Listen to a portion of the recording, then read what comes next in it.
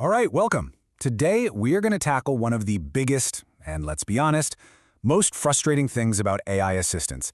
How do they actually remember who you are, and what you've talked about before? We are going to peel back the layers on the engineering that takes an AI from having the memory of a goldfish to being a genuinely personal assistant.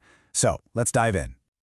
First up, let's talk about the problem we all know way too well, the AI's goldfish memory. You have this amazing, detailed conversation, you teach it something important, and then, boom, 5 minutes later, it's like you're total strangers. Why on earth does that happen? I mean, you've totally been there, right? You're deep in the middle of planning a trip or brainstorming a project, and you find yourself having to repeat a key detail you literally just gave it 2 messages ago. It is maddening, and it really feels like the AI just has a terrible case of amnesia. Well, it turns out there's a very specific technical reason for this. At their very core, large language models are what's called stateless, and that's a fancy way of saying they have absolutely no built-in memory. Their entire world, their whole awareness, is limited only to the information you hand them in one single interaction. And as soon as that interaction's over, poof, it's gone, vanished. Okay, so if these models are naturally forgetful, how do we fix it? How do we give them a memory and make them stateful? Well, it's not like you can just flip a switch. It's an entire discipline, really, a mix of art and science. And that discipline has a name: context engineering.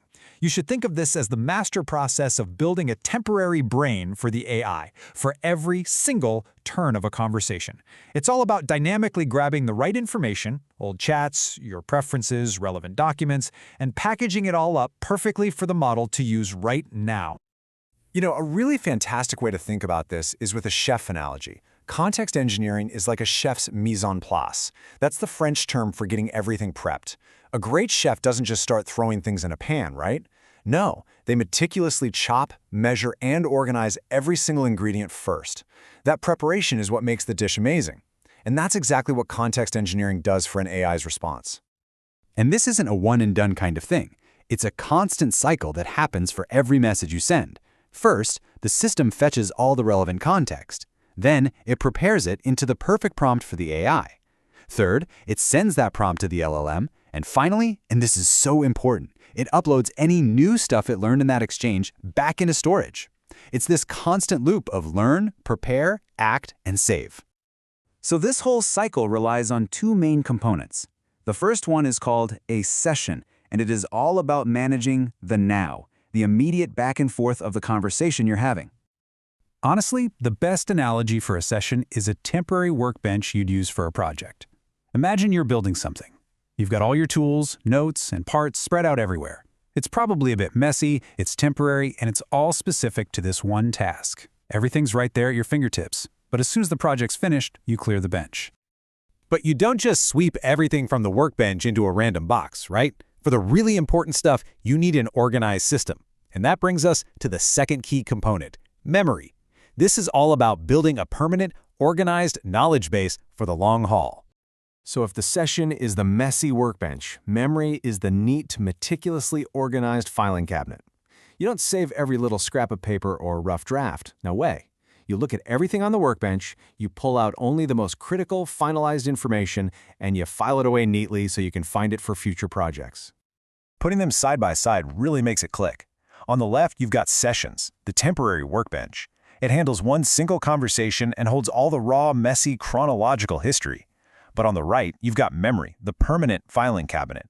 This thing persists across all of your conversations, but it only stores the important, extracted info that makes the AI truly personal to you. Now, you might be thinking, hold on a second. My chatbot can already look up facts from documents. Isn't that memory? And that is a fantastic question. But that's actually a different system, usually called Retrieval Augmented Generation, or RAG for short. It is so important to understand the difference between this personalized memory we're talking about and factual RAG. The most important thing here is to just look at the primary goal. RAG is all about injecting external, factual knowledge into the conversation from, say, a static library of documents. Memory, on the other hand, is about creating a personalized experience based on the dynamic conversation between you and the agent. RAG is usually shared and global. Memory is totally isolated and specific only to you.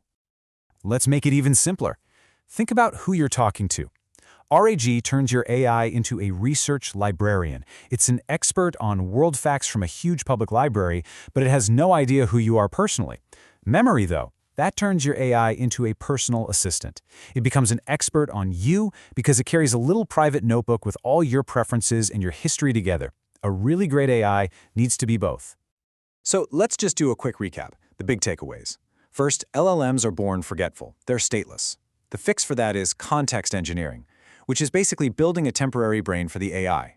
This process uses sessions as the messy workbench for a single chat, and memory as the organized long-term filing cabinet that makes it personal. And finally, the big distinction. RAG makes an AI an expert on facts.